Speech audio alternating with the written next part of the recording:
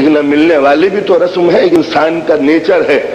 بیٹی نے کوئی بات کہہ دی، باپ روٹ گیا، بیٹے نے کوئی بات کہہ دی، نہیں بولیں گے، بھائی نے کوئی بھائی کہہ دی، اب ان سے بات نہیں کریں گے، انہوں نے چونکہ گھور کے دیکھا تھا لہذا شادی میں نہیں بیٹھیں گے، ان سے چونکہ ریلیشن ٹوٹ چکے ہیں لہذا میت میں نہیں جائیں گے، انہوں نے یہ بات کہہ دی تھی ان کو چھوڑ دیا، انہوں نے یہ بات کہہ دی تھی ان کو چھوڑ دیا۔ مولا کائنات فرماتے ہیں بھول جانے کی عادت ڈالو ورنہ دنیا میں اکیلے رہ جاؤ گے۔ سب سے روٹتے رہے کہ انہوں نے گھورا کیوں تھا، یہ ٹہلے کیوں چلے تھے، یہ مسکرائے کیوں تھے، ان سے بھی ریلیشن ختم، ان سے بھی ریلیشن ختم، تو ظاہر ہے کہ دنیا میں ریلیشن ختم تو ہو سکتے ہیں مگر انسان معاشرے کا ایک وجود ہے جو سماج میں زندہ نہیں رہ سکتا جب تک کہ چاہنے والوں کے درمیان زندگی نہ گزارے۔ اس لیے کہ زندگی میں دو چیزیں آتی ہیں، ایک غم ہے اور ایک خوشی، ان کے بغیر انسان زندہ نہیں رہ سکتا۔ ہر غم اور ہر خوشی ہی کے لیے یہ زندگی ہوتی ہے۔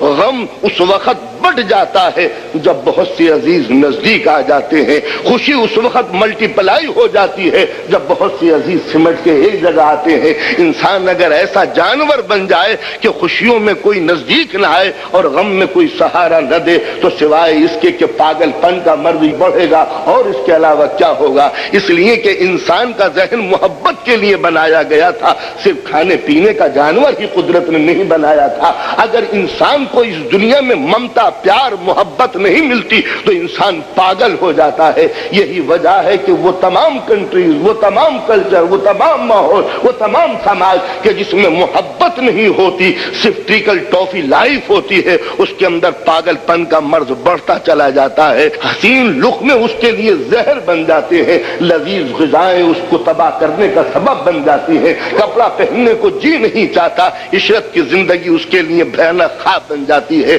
لہذا انسانیت محبت کے لیے ہے، صرف پیٹ بھرنے کے لیے تو جانور ہی بہت زیادہ تھے دنیا کے اندر۔ لہذا ضرورت ہے کہ اس سماج اور سوسائٹی میں سکون کی خاطر انسان محبت کو کریٹ کرے، محبت پیدا کرے، اور محبت جبھی ہوتی ہے جب ایک سوسائٹی ہو، اور سوسائٹی میں جبھی زندہ رہا جا سکتا ہے جب سوسائٹی کی مارکیٹوں میں محبت کا سکہ